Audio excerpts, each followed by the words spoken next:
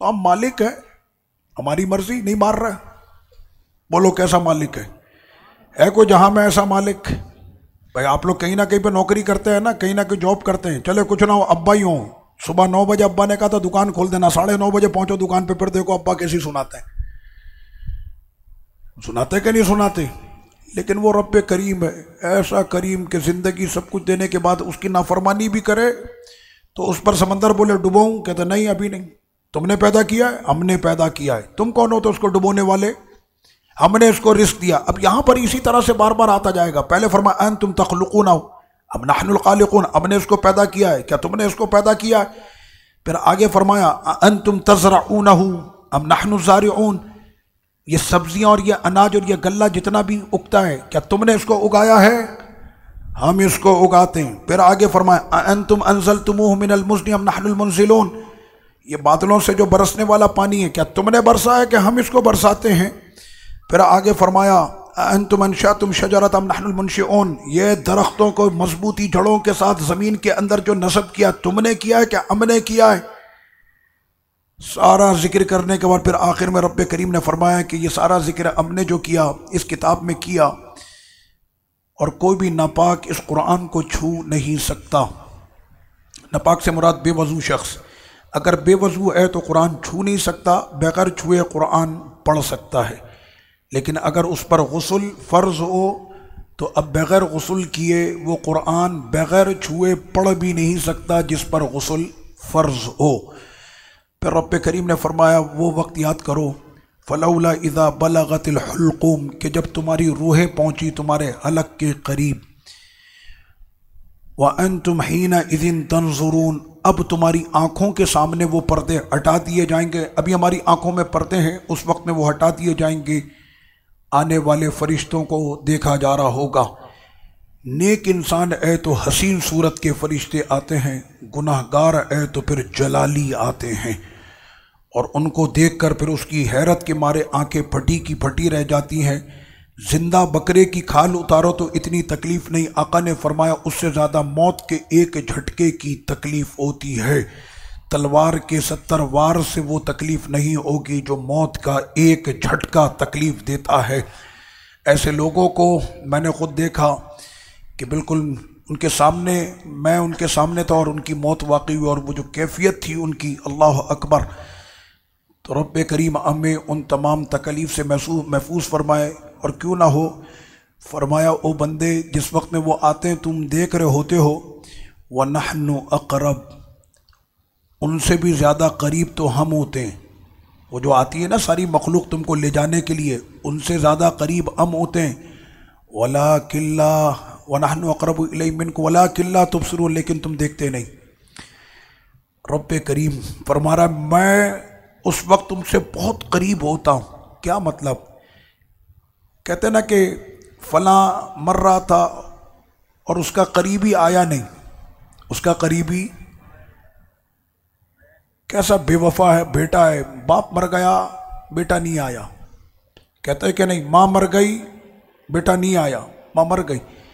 رب نے فرمایا پیارے جب تم مر بھی رہے ہوتے ہو ہم تمہارے قریب ہوتے ہیں، اور فرشتوں کو میرا رب فرماتا ہے آرام سے میرا بندہ ہے، اتنا کرم کرنے والا مالک، آرام سے روح نکالنا، آرام سے، تکلیف نہ ہو۔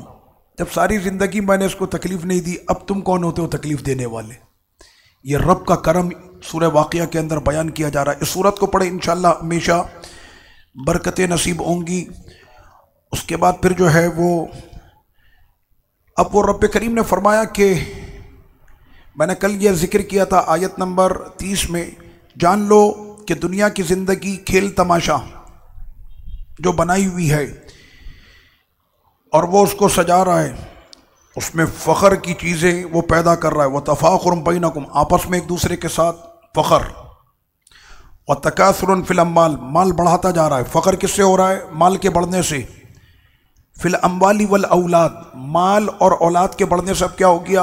اب اس کو فخر بھی بہت ہو گیا، میرے پاس مال بھی ہے اور میرے 8 بیٹے ہیں، 8 کے 8 ملینئرز ہیں، ایک کا بزنس دبئی میں، ایک کا امریکہ میں، ایک کا کینیڈا میں، ایک کا فرانس میں، ایک کا یورپ میں، وہ انڈسٹری کا مالک ہے، وہ اس کا مالک، اور ان کے ابا جب کسی محفل میں آئے تو سلوٹیں پڑھ لیے کہ جناب ان کے پاس اولاد بھی اور ساری اولادیں بھی کروڑوں اربوں پتی ہیں. تو میرے رب نے ان کا ذکر یہاں پر کیا ہے، فرمایا کہ یہ دنیا کی زینت، کھیل کود اور یہ جو سجاوٹ کی ساری چیزیں کیں اور مال کی کثرت، اولاد کی کثرت ہوئی. کمثلی غیث، غیث کہتے ہیں بارش کو، جیسا کہ ایک بارش ہے. اب میرا رب مثال دے رہا ہے، جس نے ساری دولت دی ہے، جس نے ان کو یہ سب کچھ دیا ہے، وہ فرما رہا ہے کمثلی غیث اعجب الکفار نباتہ، کہ جو اللہ کی نشانیوں کے جھٹلانے والے تھے اب وہ ان تمام چیزوں کو بھول کر کہتے ہیں اوہ بارش ہوئی، کتنی زراعت یہاں پہ جم گئی، ہر طرف ہریالی ہریالی ہو گئی. کیا مطلب؟ مال دولت بہت بڑھ گیا. ثم یہیج فتراہ مصفرا ثم یکون حطاما، پھر چلی ایک آندھی ایسی خزاں کی اور وہ سارا سبزہ جو تھا وہ جل کر ختم ہوا. اور وہاں پر خزاں کی جو آندھی آئی ہے اس نے ساری ہریالی کو قحط سالی میں بدل ڈالا. میرے رب نے فرمایا ان لوگوں کی مثال ایسی ہی ہے کہ جنہوں نے اس پر فخر کیا، اس پر انہوں نے ناز کیا. میں نے کہا بیٹے ہوں تو تربیت بھی مولا علی کی طرح ہونی چاہیے کہ جنہوں نے اپنے گھر میں، اپنے گھر کے آنگن میں تربیت کی تھی اور کربلا کا فاتح حسین اسی گھر میں تربیت پاتا تھا. تو رب کریم نے پھر فرمایا کہ آیت نمبر 21 میں سورۃ الحدید ہے، آگے بڑھو، مقابلہ کرنا ہے. ہمارے یہاں مقابلے چل رہے ہیں، بنگلوں کے، گاڑیوں کے، فیکٹریوں کے. بقرہ عید میں گائیوں کے بھی مقابلے ہوتے ہیں. اس دفعہ دیکھنا میرا جانور اس سے تگڑا ہوگا، پوری گلی میں ایسا لائے گا ہی نہیں کوئی. سمجھ ماری ہے؟ تو اب ہماری یہاں یہ ساری چیزوں کے مقابلے ہو گئے. تو میرے رب نے فرمایا کہ تم کو مقابلہ کرنا ہے نا، آؤ مقابلے کے میدان میں. ریس کا ہم نے میدان سجایا ہے. کس چیز کی ریس ہے؟ فرمایا سامنے جو بورڈ ہے اس پر ہے مغفرت. جو جتنی تیزی کے ساتھ وہاں تک پہنچ گیا اس نے مغفرت پالی. اگر تم کو ریس کرنی ہے تو مغفرت کے میدان میں کرو، نیکی کے میدان میں کرو، رب کے قریب ہونے کے میدان میں کرو، اللہ کی رضا کے لیے کرو. دوڑ لگانی ہے در مصطفیٰ کی طرف کرو کہ میں جلد از جلد کسی طرح ایسے کام کروں کہ میں اپنے نبی کی بارگاہ میں سرخرو ہو جاؤں. آپ کیا سمجھ رہے ہیں؟ ہم تو صرف ایک درود شریف پڑھتے ہیں تو آقا کی بارگاہ میں ہمارے باپ کا نام پیش ہو جاتا ہے. ذرا پڑھیں ایک مرتبہ درود شریف، صلی اللہ علی النبی الامی وآلہ واصحابہ صلی اللہ علیہ وسلم صلاۃ و سلاما علیک یا سیدی یا رسول اللہ. میں نے کیا پڑھا؟ صلاۃ و سلاما علیک یا سیدی یا رسول اللہ. آپ پڑھیں ذرا، صلاۃ وسلاما علیک یا سیدی یا رسول اللہ. آپ نے بھی پڑھا، میں نے بھی پڑھا. لفظ کیا تھا؟ درود اور سلام و آپ پر اے اللہ کے رسول. تو جب ہم نے آقا کی بارگاہ میں سلام پیش کیا تو آقا نے فرمایا کہ جب سلام کوئی کرے تو جواب تو دینا چاہیے. تو اب جب امتیوں نے سلام کیا تو آقا نے جواب نہیں دیا. اگر ہمارے کانوں سے وہ پردے ہٹ جائیں تو حضور کے جواب بھی ہمارے کانوں میں سنائی دیں گے. میں نے ولیوں کے بارے میں یہ پڑھا ہے کہ وہ عطیات میں جب کہتے ہیں نا السلام علیک ایھا النبی، وہ اس لفظ سے آگے اس وقت تک نہیں جاتے جب تک کہ در رسول سے انہیں جواب نہ آ جائے اور وہ اسے سن نہ لیں، اس وقت تک آگے نہیں جاتے. آقا علیہ السلام نے فرمایا ما من احد یسلم علی الا رد اللہ علی روحی حتی ارد علیہ السلام. جب بھی مجھ پر کوئی مومن میرا پیارا مجھ پر سلام پڑھتا ہے اللہ میری روح کو مجھ پر لوٹا دیتا ہے اور میں اس کے سلام کا جواب دیتا ہوں. میں اس کے سلام کا، وہ ہمارے یہاں ایک پاگل ٹیم بیٹھی ہوئی ہے، اس کا کام ہی ہوتا ہے کہ نبی کی ذات میں نقص نکالنا. دیکھا آپ نے، روح تھی نہیں، اور جب روح نہیں ہوتی تو آدمی مردہ ہوتا ہے. میں نے کہا کیا بھولے اب اس کو، تو کلمہ پڑھتا ہے نبی کا اور تیرا ہر وقت میٹر اسی میں چل رہا ہوتا ہے کہ میں کس طرح ذات مصطفیٰ میں نقص نکالوں. معاذ اللہ. میں نے تو یہاں پر آپ کو مثالیں اور ایسے ایسے درس دیے کہ رب کریم نے اونٹ کیسا بنایا، چونٹی کیسی بنائی، مکڑی کیسی بنائی، شہد کی مکھی کیسی بنائی، ان کے نام کی رب نے صورتیں رکھی ہیں. تو جب رب کریم کی اتنے سے مچھر اور اتنی سی مکھی کے اندر اتنی کوالٹی ہے جس کو تم حقیر سمجھتے ہو، تو مولا علی نے کہا تھا کہ حقیر کو جب تم ایسا بنایا ہے تو پھر عظیم کیسا ہوگا. تو رب کریم نے، آقا علیہ السلام نے جو فرمایا نا کہ میری روح مجھ پر لوٹا دی جاتی ہے، سمجھ لے مسئلے کو. ایک مرتبہ درود شریف پڑھے، میں سمجھاتا ہوں. صلی اللہ علی النبی الامی و آلہ و اصحابہ صلی اللہ علیہ وسلم صلاة و سلاما علیک یا سیدی یا رسول اللہ۔ آپ لوگوں نے مجھ سے پہلے پڑھ لیا، میں نے سب سے آخر میں پڑھا، انہوں نے پہلے پڑھا، انہوں نے اس کے بعد انہوں نے پڑھا ہے، اس کے بعد انہوں نے پڑھا، اور ابھی تو ہماری صرف فاروق اعظم مسجد میں یہ تقریباً 250-300 لوگوں نے پڑھا ہے۔ اس کے بعد پھر کراچی کی کتنی مسجدوں میں ابھی ہو رہا ہوگا، اس کے بعد پاکستان کی ساری مسجدیں، اس کے بعد پوری دنیا کی ساری مسجدیں، پھر ساری محفلیں، پھر گھروں میں ہماری مائیں بہنیں جو درود و سلام پڑھ لی وہ الگ، پھر فرشتوں کے، پھر خود میرے رب کے۔ اب یہ روح آ رہی جا رہی کچھ بات سمجھ میں آ رہی ہے آپ کے؟ کچھ بات سمجھ میں آ رہی ہے؟ میری روح مجھ پر لوٹا دی جاتی ہے۔ میں نے کہا جس کو عربی زبان نہیں آتی میں کیا کروں اس کو؟ عربی میں اگر میں راستہ بھول جاتا ہوں نا، جیسے دمشق میں گھوم رہا ہوں تو میں کہتا ہوں ضللت الطریق یا اخی انا ضللت الطریق، میں راستہ بھول گیا ہوں۔ اب ہمارا اردو والا جو گوگل سے ترجمہ کرتا ہے نا وہ کیا کہے گا؟ میں گمراہ ہو گیا ہوں۔ سمجھ میں آ رہی ہے آپ کے؟ بات وہی ہے۔ اب جن کے سمجھ میں عربی نہیں آتی وہ سمجھتے ہیں بابا گوگل کے اندر بیٹھو سارے ترجمے مل جاتے ہیں۔ میں نے معاذ اللہ، اس کا مطلب یہ ہے کہ جب میرا کوئی امتی مجھ پر جھوم کر محبت سے درود پڑھتا ہے اللہ میری توجہ کو اس طرف کر دیتا ہے۔ یہ مطلب تھوڑی ہے روح آ رہی ہے اور جا رہی ہے اور نہیں ہوتی۔ تو میں نے کہا 1 سیکنڈ میں کتنے کروڑ درود میرے آقا کی بارگاہ میں پہنچتے ہیں، اور آقا سب کے درودوں کا جواب ارشاد فرماتے۔ کسی نے یہ پوچھا کہ یہ کیسے ہو جاتا ہے؟ میں پتہ نہیں کیا کروں، میرا درس چل رہا ہوتا ہے، میرے آقا کی بات شروع ہوتی ہے، پھر وہ آقا ہی کی باتیں ہوتی ہیں، پھر بات سے پھر بات نکلتی ہے۔ پھر بات یہ ہوئی کہ کیسے ہو سکتا ہے؟ کہنے بہت آسان کام ہے۔ ایک سورج نکلتا ہے، پورے جہاں کو روشنی دیتا ہے کہ نہیں دیتا؟ تو جب سورج کی اتنی طاقت ہے تو جن کے اشارے پہ سورج گھومے، جن کے اشارے پہ ڈوبا سورج نکلے، جب وہ ایک پورے کو روشن کرتا ہے، جہاں کو، ایک پورے جہاں کو روشن کرتا ہے، کتنوں کو روشنی ملتی ہے؟ 1 2 500 1000 لاکھ کروڑ۔ تو جن کے اشارے پر سورج اوپر ہو نیچے ہو، تو اس محبوب آقا نے اگر کروڑوں کا 1 سیکنڈ میں سن کر جواب دے دیا تو کون سی حیرت کی بات ہے؟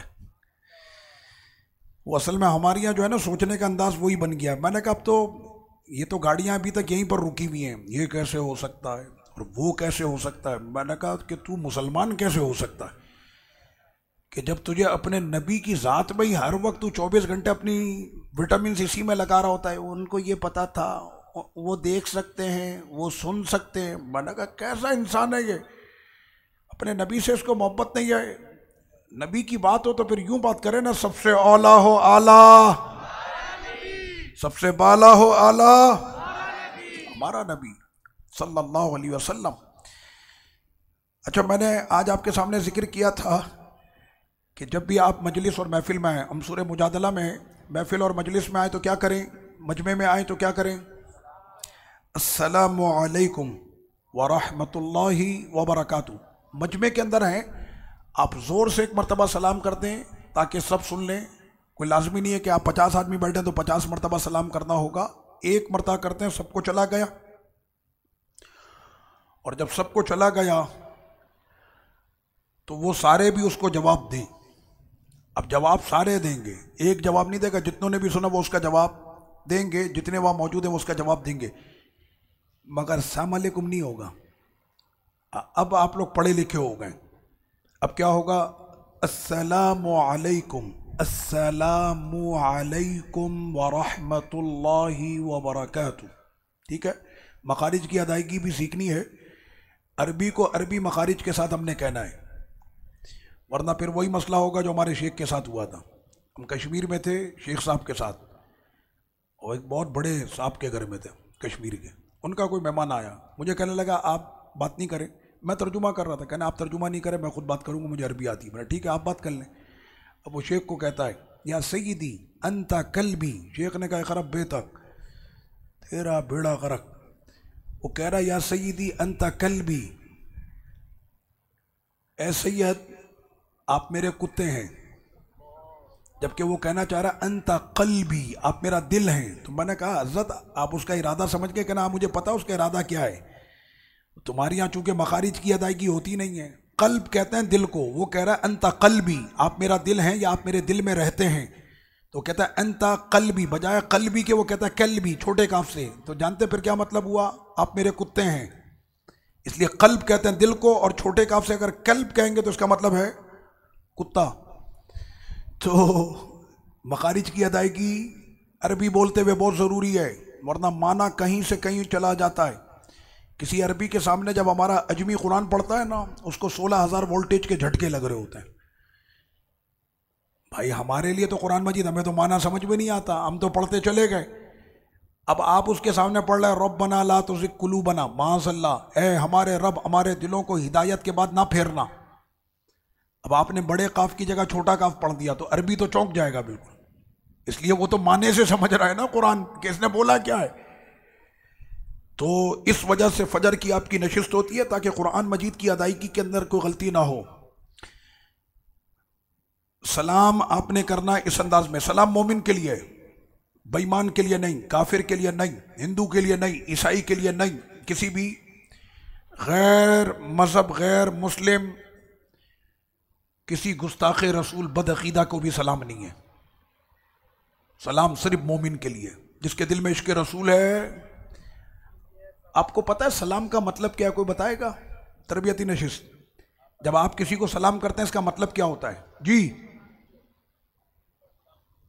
آپ پر سلامتی ہو، لیکن اس سے زیادہ وضاحت ہو سکتی ہے. کوئی اس سے زیادہ وضاحت کر سکتا ہے؟ سلامتی ہو، کس بات کی سلامتی؟ آپ کلاشن کوف لے کے کھڑے ہیں کہ اگر آپ کو میں نے سلام نہیں کیا تو اب میں گولی ماروں گا. کیا مطلب؟ اس کا کوئی مطلب ہے؟ کسی کو پتا ہے؟ سوچیں، آپ بھی سوچیں. جی وہ اس بات کی ضمانت دے رہا ہوتا ہے سلام کر کے کہ ہمیشہ میری زبان اور میرے ہاتھ سے آپ کو کبھی اذیت نہیں ہوگی، ہمیشہ میرے ہاتھ میری زبان آپ کی سلامتی میں کھڑے رہیں گے. وہ سلام کہہ کر ضمانت دیتا ہے اپنے مومن بھائی کو کہ میری زبان اور میرے ہاتھ سے آپ کو کبھی بھی اذیت نہیں ہوگی. آپ نے بالکل صحیح جواب دیا. تو سلام کس کے لیے ہے؟ مومن کے لیے. سلام کس کے لیے ہے؟ اپنے سنی بھائیوں کے لیے. بالکل ایسے ہی ہے، اپنے سنی، ہاں بالکل اپنے سنی بھائیوں کے لیے. مجھے کہنے لگے ایک صاحب آپ میرے سلام کا جواب نہیں دیتے. میں ادھر ادھر ٹال دیتا تھا، محلے کا ہے، اور جب گزرے نا وہ السلام علیکم، میں نے کہا میں اس کو جواب کیا دوں؟ میں صدیق اکبر رضی اللہ عنہ کی اولاد ہوں، اور یہ وہ شخص ہے کہ جو صدیق اکبر کو معاذ اللہ گالیاں دیتا ہے. مجھے پتا ہے نا اس کا عقیدہ ہے یہ، تو میں اس کو جواب دوں گا جو میرے دادا کو گالی دے، اور دادا بھی ہو صدیق اکبر رضی اللہ عنہ. تو پھر یہاں پر سلام کا جواب، وہ کہنے لگا آپ میرا جواب نہیں دیتے. میں نے کہا میں اس لیے نہیں دیتا کہ تیرا اور میرا عقیدہ اور تیرا اور میرا نظریہ بہت یعنی بالکل مختلف ہے، اس وجہ سے میں آپ کو جواب نہیں دیتا. کیونکہ جواب دینے سے میں ضامن بن جاتا ہوں کہ میری زبان اور میرے ہاتھ سے جو ہے وہ آپ کے لیے ہمیشہ سلامتی نکلے گی. میں نے کہا بے فکر رہو، صدیق اکبر، فاروق اعظم، عثمان غنی کا جو گستاخ ہے اس کے لیے ہماری زبانوں سے انگارے ہی نکلیں گے. اس کے بعد پھر رب کریم نے فرمایا اے ایمان والوں جب مجلس میں آؤ تو اپنی مجلس کو وسیع کرو. کیسے وسیع کرو گے؟ فافسحوا یفسح اللہ لکم، تم ان کے لیے جگہ کشادہ کرو، اللہ تمہارے لیے زمین کو وسیع کر دے گا. تم دل میں اس کے لیے جگہ سوچو. اب پہلے سے میں ٹھان کے بیٹھا ہوا ہوں یہ اتنی جگہ میری ہے، اس پر کسی کو نہیں آنے دوں گا، تو وہ جگہ آپ کے لیے تنگ ہو جائے گی. میرے رب نے فرمایا اتنی سی جگہ میں تمنا کر لو، میں اپنے 2 بھائیوں کو اور بیٹھا لوں گا، اللہ اسی زمین کو وسیع کر دے گا. کہنے کیسے ہوگا؟ وہ قادر ہے ہر چیز پر. تو ان چیزوں کے اندر دیکھیں ہمیں قرآن کتنا ادب سکھا رہا ہے. کھانے کے وقت میں، شادی بیاہ میں، اسلام ایثار کا مذہب ہے، اسلام قربانی کا مذہب ہے، اسلام دینے کا مذہب ہے.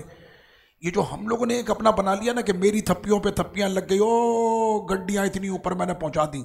میرے رب نے فرمایا زمانے کا بے وقوف ہے جس نے الذی جمع مالا وعددا، ابھی اما پارے میں پڑھتا ہے نا سورہ ہمزہ، الذی جمع مالا وعددا، روزانہ مال بیٹھ کے کاؤنٹ کرتا. ہاں کیشیئر کتنا آج بڑا؟ کہنا صاحب کل تک 2 ارب تھے، آج 3 ارب ہو گئے. کہنا ٹھیک ہے کل مجھے 4 ارب ہو جانے کی رپورٹ آ جانی چاہیے. کھائے گا کتنا یہ؟ میں نے ابھی آپ کو بتایا تھا نا، جس کے ساتھ یہ مسئلے ہوتے ہیں ان سے جا کر پوچھو، کہنا بلڈ پریشر مجھے ہے، شوگر مجھ کو ہے، مجھ کو یہ ہے، مجھ کو وہ ہے، پیٹ کا مرض، میدا خراب، یہ خراب، وہ خراب، گردہ خراب، ڈائلیسس فلاں۔ اور میں نے کہا اتنا پیسہ لینے کے بعد پھر اب اس پیسے سے تم کو کیا فائدہ ہو رہا ہے؟ یہ انسان کی ایک ہوس ہوتی ہے، سوچ کی ایک ہوس ہوتی ہے، بس میں نے کسی بھی طرح سے اتنا پیسہ کمانا ہے۔ تو اپنی مجلسوں کو وسعت دیں اور اپنے دوستوں کے لیے کشادگی رکھیں۔ بے شک وہ لوگ کہ جو اللہ اور رسول کے گستاخ ہیں، آیت نمبر نوٹ کر رہے ہیں نا؟ بے شک اللہ رسول کے جو گستاخ ہیں، سورہ مجادلہ آیت نمبر 20، بے شک اللہ رسول کے جو گستاخ ہیں وہ مہا ذلیل ہیں۔ وہ کیا ہیں؟ بولیں وہ کیا ہیں؟ ابھی یہاں پہ سوچ رہا ہوں گا، مولانا صاحب مسجد آپ نے ذلیل کا لفظ بولا ہے، میں نے کہا ذلیل نہیں، مہا ذلیل، اس لیے قرآن نے ذلیل نہیں کہا، قرآن نے کہا اذل۔ کیا کہا ہے؟ ازل کہتے ہیں یعنی ذلیلوں کا شہنشاہ، تو سمجھانے میں نے آپ کو سمجھایا۔ آپ مسجد میں ممبر پر آنے والے جوانوں کو یہ تربیت دے رہے ہیں، میں نے کہا میں کیا کروں، میرے رب نے 1400 سال پہلے یہ آیت اپنے حبیب کو بتائی ہے، اور پھر حبیب سے آج تک یہ آیت چل رہی ہے۔ اب اگر کسی کو تکلیف ہو رہی ہے اور ہوگی اور ہوتی ہے اس لیے کہ وہ گستاخ ہے، ہم نے 400 مندر بنانے ہندوؤں کے لیے، ہم نے کرتارپور سجا دیا سکھڑوں کے لیے، ہم نے یہ کر دیا فلاں کے لیے، میں نے مسلمانوں کے لیے بھی کچھ کیا ہے آپ نے؟ وہ بھی تو بتائیں نا، کہنا ہاں کیا تھا نا ہم نے، تاریخ روڈ پر مسجد گرانے کا آرڈر دیا ہم نے، بلدیہ کے اندر مسجد گرانے کا آرڈر دیا ہم نے، میں نے واہ کیا کام کیا آپ نے سالڈ۔ اس کے بعد پھر کہتے ہیں ایاک نعبد و ایاک نستعین، اسلامی ریاست مدینہ ریاست، سمجھ میں آ رہی ہے آپ کے؟ ہاں، یہ لالی پاپ ہوتا ہے جو قوم کے سامنے رکھ دیا جاتا ہے۔ تو اللہ رسول کے جو گستاخ ہیں وہ کون ہے؟ میں جس کتاب سے پڑھ رہا ہوں کائنات میں اس سے بڑھ کر ادب والی کوئی کتاب ہی نہیں ہے، تو اس کے اندر گھبرانے کی ضرورت نہیں ہے، یہ میرے رب نے فرمایا ہے، رب نے فرمایا تو ہم پڑھ لیں اس کو، ورنہ ہم نے تو اس مدرسے میں تربیت پائی ہے جس کا نام ہے مدرسۃ المصطفیٰ۔ اس مدرسے کا ایک طالب علم ایسا بھی تھا جو رات میں اپنے کاندھے پر دال اور چاول لاد کر غریبوں کے گھر میں پہنچاتا تھا، نہیں کھانا اپنے ہاتھوں سے بناتا تھا، نہیں اپنے ہاتھوں سے بچوں کو کھلاتا تھا، نہیں بچوں کے ساتھ کھیل کر ان کو سلاتا تھا، اور جاتے ہوئے گھر والی عورت سے معافی بھی مانگتا تھا۔ اور یہ تربیت کرنے والا، پانے والا وہ طالب علم میرے نبی کا، وہ کوئی ہلکا انسان نہیں، آدھی دنیا پر حکومت بھی کرتا تھا، اور دنیا اسے عمر بن خطاب کہتی ہے۔ تو تربیت اور ادب اور محبت اور اخلاق اور انسانیت اور یہ ساری چیزیں ہمیں کوئی سکھائی نہیں، ہم نے فاروق اعظم سے سیکھی ہے۔ روٹی کپڑا مکان، روٹی کپڑا مکان دیا آج تک کسی نے نہیں ہے، سب نے لیا ہے، اور روٹی بھی سب کی، کپڑا مکان، دوسروں کو کیا ملا وہ سب کو پتا ہے۔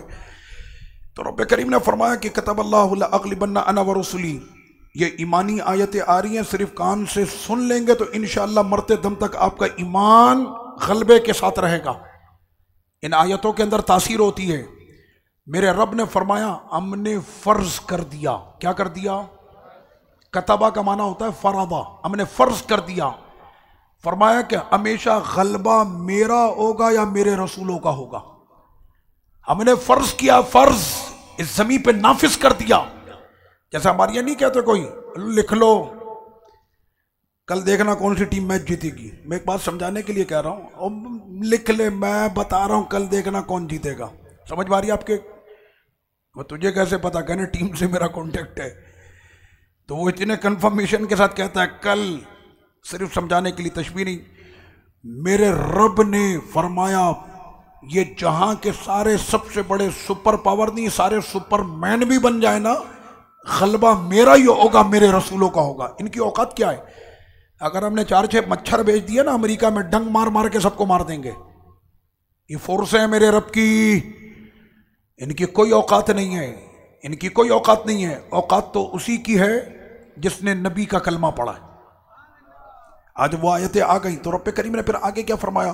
اے میرے حبیب آپ نہ پائیں گے ایسی قوم، یہ آخری آیت ہے سورہ مجادلہ کی، رب کریم نے فرمایا اے میرے حبیب آپ نہ پائیں گے ایسی قوم کہ جو اللہ اور قیامت کے دن پر ایمان بھی رکھے، توجہ ہے، اللہ اور قیامت کے دن پر ایمان بھی رکھے اور اللہ اور اس کے رسول کے گستاخوں سے دوستی بھی رکھے، ایسی قوم آپ نہیں پائیں گے۔ یا تو وہ قوم ہوگی کہ اللہ رسول سے محبت رکھے گی تو دشمنوں سے نہیں، اور دشمنوں سے رکھے گی تو اللہ رسول سے اس کا کوئی تعلق نہیں ہوگا۔ جس نے قادیانیوں کی حمایت کی ہے ان کا اللہ رسول سے کوئی تعلق نہیں ہے۔ اب وہ اپنے ہوشیار بنتے رہے، ایاک نعبد و ایاک نستعین، اور بن کمرے نہیں قادیانی ہمارے بھائی ہیں، ہمیں موقع ملے گا ہم ان کو مندر بنا کے دیں گے۔ میں نے کہا معاذ اللہ، جس نے نبی کے غلاموں کو ستایا ان کا تعلق نہیں، جس نے آقا کے دین کو روکا، جس نے اذانوں کے لیے مائکوں کو بند کروایا، جس نے مسجدوں کو بند کروایا، جس نے اللہ رسول کے راستے میں رکاوٹ کھڑی کی ہے، ان کا اللہ رسول سے کوئی تعلق نہیں ہے ان کا کوئی تعلق۔ کہ میرے رب نے فرما دیا گستاخوں کے ساتھ کوئی تعلق نہیں ہے، کوئی تعلق نہیں۔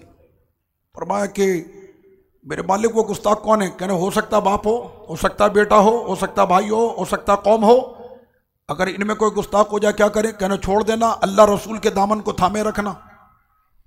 فائدہ کیا ہوگا؟ فرمایا کہ اولئک کتب فی قلوبہم الایمان، جس دن تم اپنا عقیدہ ایسا بنا لو گے اس دن ہم بھی تمہارے دل پر ایمان کی مہر ضبط کر دیں گے۔ یہ مومن ہے، ابو بکر مومن ہے، عمر مومن ہے، عثمان مومن ہے، علی مومن ہے، سعد مومن ہے، سعید مومن ہے۔ سعد بن ابی وقاص کا واقعہ آپ نے سنا ہے؟ یہ بہت پیسے والے، ماں کے لاڈلے، صبح دوپہر شام مائیں بلائیں لیں، کپڑے بدلیں، روزانہ 3 سے 4 جوڑے نئے پہنے، سب سے مہنگی عطر، سب سے مہنگے کھانے۔ علیہ الصلوۃ و تسلیم کے دامن کرم سے کیا وابستہ ہوئے، حضور کی زلفوں کے اسیر بنے، سرکار کے دامن میں پناہ لے لی۔ ماں کو جیسی پتہ چلا، کپڑے بند، کھانا بند، عطر بند، دروازے بند، گلیاں بند، عذاب کے دروازے کھول دیے گئے۔ ہم نے تو کلمہ پڑھا تو ہمارے گھر والے خوش ہوتے ہیں۔ یہ جتنے بھی بچے یہاں پر بیٹھے ہوئے نا، یہ پلٹ کر جب گھر جائیں گے ماں کو بتائیں گے آج ہم مسجد میں درس قرآن سن کر آ رہے ہیں۔ مجھے بتاؤ ماں خوش ہوتی ہے کہ نہیں؟ شوہر جا کر گھر میں بتایا کہاں تھے؟ بیگم میں درس میں بیٹھا ہوا تھا۔ ہاں پھر ٹھیک ہے۔ وہ کتنے تو ایسے ہیں ہوشیار، میں آپ کو بتا رہا ہوں، رات جاتے لیٹ گھر پہ، پوچھا کہاں تھے؟ علامہ صاحب کے ساتھ تھے۔ اور علامہ صاحب کے ساتھ تو 10 بجے آپ فارغ ہوتے، رات کے 2 بجے آپ گھر میں داخل ہو رہے ہیں، عافیت ہو جاتی ہے، سمجھ رہے ہیں؟ تو یہاں پر رب کریم نے کیا فرمایا؟ فرمایا کہ اس وقت میں، اس گھڑی میں، اس مشکل میں کہ ایمان کی جن کو مہر لگے گی اور جن کو ایمان کی مہریں لگ گئیں تو پھر ان لوگوں کا حال کیا ہوا؟ فرمایا کہ ان کی مشکل کی گھڑی ہے، پریشانی ہے، تو اس وقت میں وہ کیا کہیں گے کہ ہماری اس مشکل کا حل کہاں ملے گا؟ تو رب نے فرمایا ہم جبریل کو بھیجیں گے۔ ہم کس کو بھیجیں گے؟ ہم جبریل امی کو بھیجیں گے، وہ ان کی تائید کے لیے آئیں گے۔ فرمایا یہی اللہ کی جماعت ہے۔ اب آپ سے پوچھے آپ کس جماعت سے تعلق رکھے ہیں؟ آپ کہیں میں اللہ کی جماعت سے میرا تعلق ہے، اور اس جماعت کا نام ہے رسول پاک کی جماعت۔ اللہ کی جماعت، رسول کی جماعت ایک ہی ہے، تو ہمارا تعلق اللہ رسول کی جماعت سے کس سے ہے؟ اور اس کا نام ہے اہل سنت و جماعت۔ کیا نام ہے اس کا؟ اہل سنت و جماعت۔ تو یہاں پر مسئلہ یہ کہ جب ہم لوگ دین سے جب محبت کرتے ہیں تو ہم کو کیا ملتی ہے؟ ہم کو عافیت نصیب ہوتی ہے، ہر ایک کی نظروں میں ہم پیارے ہو جاتے ہیں۔ تو جب انسان کی نظروں میں وہ اتنا پیارا ہوتا ہے تو پھر وہ میرے رب کی نظر میں کتنا پیارا ہوگا۔ تو اب ہم نے اگر محبت کر دی ہے تو اللہ اس کے رسول سے ہی محبت کر دی ہے، گستاخوں سے ہمارا کوئی تعلق ہمارا۔ مجھے کوئی کہتا ہے ہو گئے نا خاندان کے اندر کچھ اس قسم کے لوگ ہو گئے، وہ گئے ادھر ادھر چکر وغیرہ لگایا، باہر ملک کا واپس آئے، اللہ کا شکر ہے میں اب بالکل سچا مسلمان ہو گیا۔ میں نے اچھا، ہمارا قریبی ہے، سچا مسلمان ہو گیا۔ میں نے کہا کیا کیا آپ نے؟ باپ دادا تو ہمارے شرک کیا کرتے تھے، اب میں شرک سے پاک ہو گیا۔ میں نے ہے باپ دادا، اس کا دادا میرا دادا شاید ایک ہی ہے۔ تو میں نے کہا کہ ابا کا مجھے تیرے نہیں پتا، لیکن میرا دادا سنی تھا، میرا دادا سنی تھا، میرا باپ بھی سنی ہے، میرا دادا بھی سنی ہے، لیکن بات کرتے ہوئے ذرا خیال کرو، توجہ کریں، بات کرتے ہوئے ذرا خیال کرو. کہتا میرے باپ کا عقیدہ مشرکانہ تھا، میرا مومنانہ ہے. اب میں مشرکانہ عقیدہ نہیں رکھتا، یہ مزار اور ولی پیر میلاد اپنا نہیں ہے ان سے کوئی. میں نے تجھے پتا ہے کیا کہہ رہا ہے تو؟ ہاں ٹھیک کہہ رہا ہوں.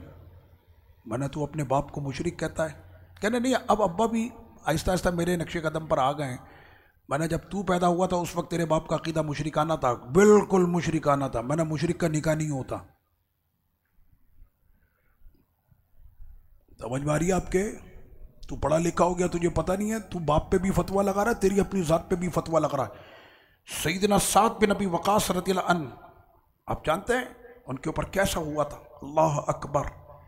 آخر میں ان کی ماں نے یہ کیا تھا، ماں کہنے لگی میں نہ کھاؤں گی نہ میں پیوں گی، میں مر جاؤں گی اگر تو نے کلمہ نہیں چھوڑا تو، کلمہ نہیں چھوڑا تو میں مر جاؤں گی. سعد بن ابی وقاص نے اس وقت جانتے کیا کہا؟ کہنے لگے اب کلمہ پڑھنے کا لطف سعد کو ایسا مل چکا ہے، ایک ماں کیا 70 بھی ہو تو قربان کرنے کو تیار ہوں. اللہ اکبر، یا رسول اللہ صلی اللہ علیہ وسلم، یا علی. تو سیدنا سعد بن ابی وقاص رضی اللہ عنہ نے یہ کہا، لیکن آقا علیہ الصلوۃ والتسلیم کو جب پتہ چلا کہ سعد کے گھر میں اور سعد کے خاندان میں اتنا بڑا مسئلہ اٹھ گیا ہے، میرے سرکار کے دستے کرم اٹھ گئے. اے اللہ سعد کی ماں کو ایمان کی دولت عطا کر دے. ادھر حضور کے دستے کرم اٹھے، ادھر سعد کی ماں نے کلمہ پڑھا، مسئلہ حل کیا میرے آقا نے. ٹھیک ہے. اس کے بعد پھر کیا ہوا؟ جب حضرت سعد بن ابی وقاص کی والدہ کا انتقال ہوا نا، تو آپ روتے بہت تھے اپنی ماں کو یاد کر کے. کہنا ماں نے پیار اتنا دیا مجھ کو، اتنا پیار دیا میں بھلا نہیں پا رہا ماں کو. صبح شام مجھے سرما لگاتی تھی، کپڑے پہناتی تھی، خوشبو لگاتی تھی. سرکار اتنی محبت دی ہے میری ماں نے، میں کوشش بھی کر رہا ہوں تو ماں کا غم نہیں بھلا پا رہا، میرا دل بے قرار ہے. آپ جانتے ہیں آقا نے اس وقت کیا فرمایا؟ فرمایا کہ اے سعد تم اپنی ماں کے نام سے ایک کنواں کھدواؤ، اس پر ایک تختی لگواؤ، آدھا بئر لأمی سعد، یہ کنواں سعد کی ماں کا ہے. جب تک لوگ اس سے پانی پیتے رہیں گے تمہاری ماں کو ثواب ملتا رہے گا، قبر میں ماں خوش ہوتی رہے گی، تیرے بھی بے قرار دل کو قرار ملتا رہے گا. یہ آقا علیہ الصلوۃ والسلام نے فرمایا. اسی وجہ سے سنی جب فاتحہ کرتے ہیں نا تو ہم سامنے ایک گلاس پانی رکھتے ہیں. کیوں؟ سب سے بہترین ایصال ثواب پانی کا ہے. وہ تو کچھ ہمارے یہاں اس قسم کے لوگ آ گئے نا، وہ نہیں مرغے کے بغیر کام نہیں ہوگا. میں نے کہا صاحب مرغی کاٹ لو، کہنے نہیں مرغی نہیں، مرغا. غوث پاک مرغی سے راضی نہیں ہوں گے، مرغے سے ہوں گے. ایسی کوئی بھی عادت اسلام میں نہیں ہے، ایسا کوئی بھی مسئلہ نہیں ہے. میرے غوث پاک بڑے رحیم ہیں، بڑے کریم ہیں اور اپنے مریدوں کو بڑا نوازنے والے ہیں. آپ کہتے ہو کہ مرغا آپ کے پاس نہیں ہے، آپ غوث پاک کے سچے مرید بن جاؤ انشاءاللہ، ان کی برکت سے پھر مرغے ہی مرغے. پھر آپ کے لیے ساری نعمتیں ہیں. تو ایسا کوئی اسلام میں نہیں ہے جس کو یہ جاہل قسم کے لوگوں نے اس طرح کے افتراعات اسلام میں باندھی ہے. اسلام کا ایسی افتراعات سے کوئی تعلق نہیں ہے. اللہ پاک ہم سب کو عقل سلیم اور اہل سنت و جماعت پر ہمیشہ قائم اور دائم رکھے. جی حضرت کیا ہے یہ؟